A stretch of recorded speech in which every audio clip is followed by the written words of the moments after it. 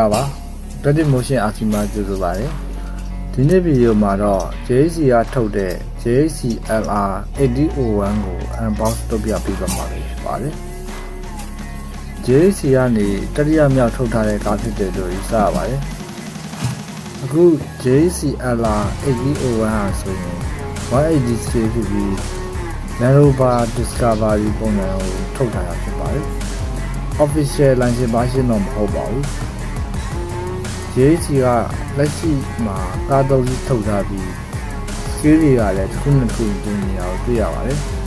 ဒီချက်ကိုကြည့်ခြင်းအပြင် JHC က scale တော်တော်များများကိုစမ်းသပ်ထုတ်လုပ်နေတယ်လို့ယူဆရပါတယ် JHC ကလက်ရှိထုတ်ထားတဲ့ကားတွေကိုကြည့်ရင် scale တွေနဲ့ရုပ်ထွက်ပိုင်းကိုအများကြီးဦးစားပေးထုတ်ထားတာကိုတွေ့ရပြီး performance နဲ့ jewelry ဘိုင်းမှာတော့အားနည်းနေသေးတာကိုတွေ့ရပါတယ်အခုပတ်များလဲ official ထွက်ရှိတာချင်းမရှိသေးတာကြောင့် entry level အားစီကားများဖြစ်နေတာရှိနေပါသေးတယ်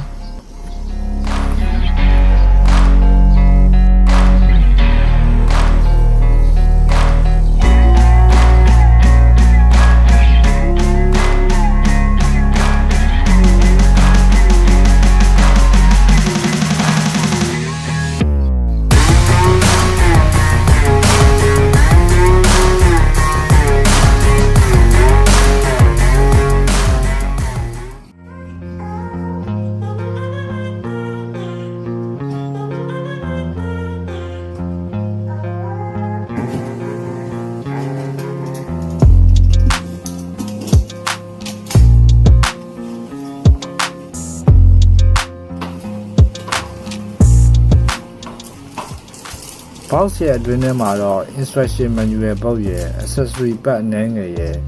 controller box ခုရဲ့ကားပစ္စည်းဖြုတ်တက်လုပ်လို့ရမယ့် screwdriver spanner စရှိရဲ့ပစ္စည်းချို့နဲ့ battery တို့ပါဝင်ပါတယ်ပြီးရင်တော့ကားကိုတွေ့ရမှာဖြစ်ပါတယ်ကျွန်တော်ရှေ့ကပြောခဲ့သလိုပဲ JHC တို့ရဲ့ထုံးစံတိုင်းကားရဲ့ body scale တွေကိုတော်တော်လေး view design နဲ့တည်တည်ချာချာပြုလုပ်ပေးထားတာတွေ့ရပါတယ်။အောက်ပိုင်း chassis တွေ axle တွေ drive shaft တွေလက်တွေကတော့အလုံး plastic တွေပဲဖြစ်ပါတယ်။ steering ကလည်းစာဖို့အသေးလေးကိုပဲသုံးပေးထားပြီးတော့ motor ကလည်း 132S micro brush motor ကိုလည်းသုံးပေးထားပါတယ်။ရှေ့ဘမ်ပါနဲ့ winch အထိုင်တို့ကလည်း fake ပဲဖြစ်ပြီးတော့အလုံးက plastic တွေလည်းဖြစ်ပါတယ် battery အဖြစ်လည်းစိုက်ရန်သေးတော့နဲ့ 7.4 volt 380 mAh battery သေးသေးကိုပဲသုံးပေးထားပါတယ် transmitter အနေနဲ့ကတော့ 2.4 GHz transmitter ကိုသုံးပေးထားပြီး steering wheel handle response ကတော့တော်တော်လေးအားရစရာကောင်းပါတယ် JHC ကများသောအားဖြင့် transmitter ရဲ့ grid နဲ့ quality ကိုတော့တေချာလေး view design ပြုလုပ်ပေးထားတာကိုတွေ့ရပါတယ် switch တွေ button တွေကစ quality ကောင်းတာကိုခံစားရပါတယ်transmitter battery အနေနဲ့ကတော့ထုံးစံတိုင်း AA battery နှလုံးထည့်ရမှာဖြစ်ပါတယ်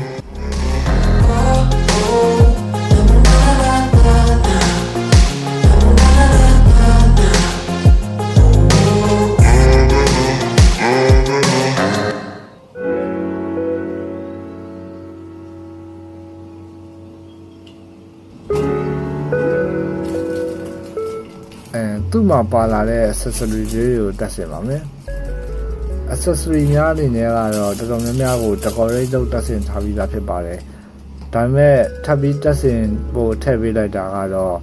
ဒီ sun bolt ဒီ rubber body bolt ရဲ့ steel wire rope တွေဖြစ်ပါတယ်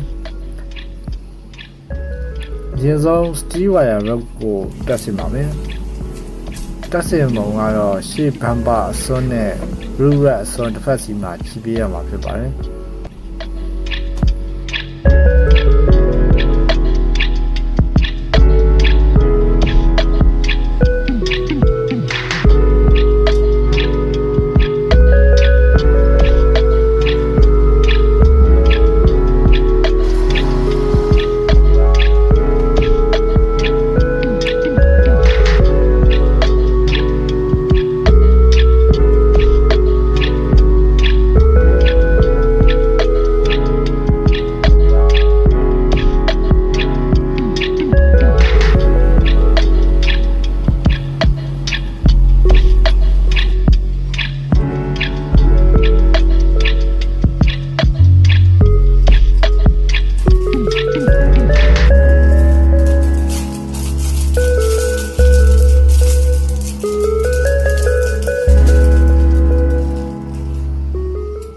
ပြီးရင်တော့ sense ပုံများကိုတက်ဆင်ပါမယ်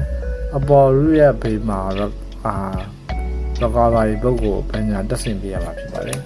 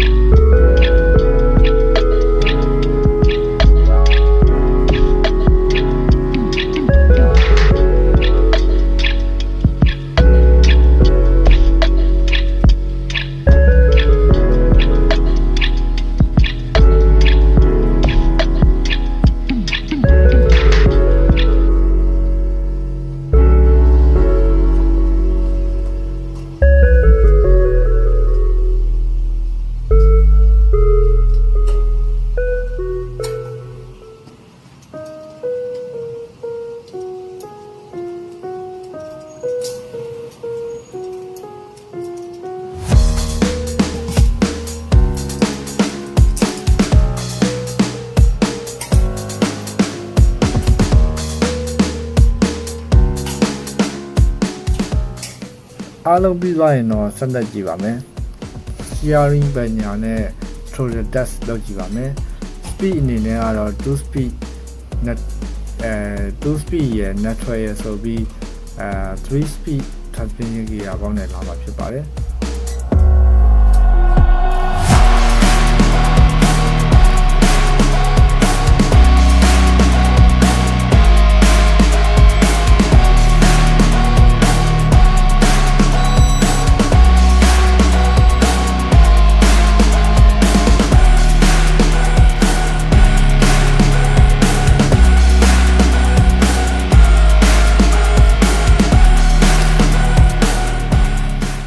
ဆုံးရှိကြည့်ပေးတဲ့အတွက်ကျေးဇူးတင်ပါတယ်ဒီဗီဒီယိုကိုနှုတ်သက်တယ်ဆိုရင် like နဲ့ share လုပ်တော့ပေးကြပါအောင်